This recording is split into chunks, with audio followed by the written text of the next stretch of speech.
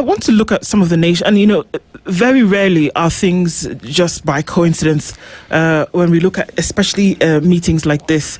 Of course, the long hand of colonialism, which has now been given the name neo-colonialism, playing out in the minds of a lot of people when we see something like this going on.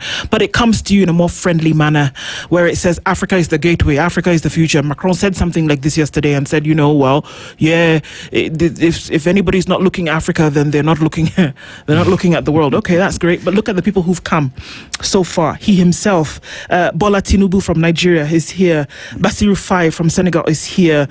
From Gabon, Guema is here. Bayo from Sierra Leone is here. Boakai from Liberia is here. Ouattara from Cote d'Ivoire. Fattah el-Sisi from Egypt. Mahama from Ghana. Antonio Guterres, Secretary of the United Nations, is here. Like he says, Aziz Akunosh from Morocco is here. Ragulam from Mauritius is here. We've seen just now the leaders from Ethiopia and Rwanda, Paul Kagame, here as well. Are these strategic meetings? We know, for example, that the relationship between Rwanda and France has been under tension for the longest time, especially after 1994. Paul Kagame himself opened his mouth and said, how can we depend on you to then be able to help us grow when the time when we needed intervention the most, it never happened? Does this speak to that the presence is here? But many would argue that in the last 2 years, the most Africa-forward nation has been uninvited to this summit in the name of Burkina Faso, for example, or if not uninvited, is not here. To maybe talk about what really Africa-forwardness really does mean. Is it just perception, or is it just coincidence, happenstance, or does it have a greater meaning from what we see? Well, there is great perception to it. Whether or not Burkina Faso was invited, it was not likely to come because of its beef with France. As to Rwanda, Paul Kagame is in a tight corner.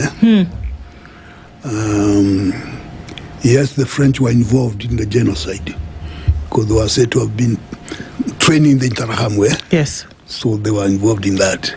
And so there is very big bad blood between that. And some French people have accused Kagame of actually shooting down the aeroplane and therefore starting the argument. Yes. But Kagame is now in the East African community. And he is part of this system. I don't know, is he now the current chairman of the community? Of the community? Yeah, I think if he is, then he has an obligation to support the community, if nothing else. But also the Rwandese interest can be touched on. They can discuss a few things. It's Museveni, actually. It's Museveni, the one who is getting sworn in. Legitimacy is today. At the wrong time. Maybe he'll come in the evening. Maybe after he's sworn in, but it will be over. The countries you mentioned, apart from Ghana, Mahama, and one or two others, they really are projections of French and European interest. You mentioned Nigeria, a big country, confused. Completely. They import their own oil, which is a ridiculous thing. And it's interesting that Tinubu comes after Ruto say that he speaks better English than the Nigerians. And they were not amused. They appear to have sorted out that particular tiff. Yes. And so actually, Ruto is very good at sorting out these kind of things.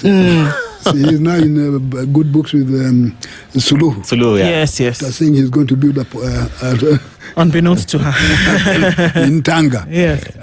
But the countries that have come, many of them are usually beholden to France or to the big powers. Like Sierra Leone, it's a former British colony. Yes, it is. But very close to Morocco. Yeah.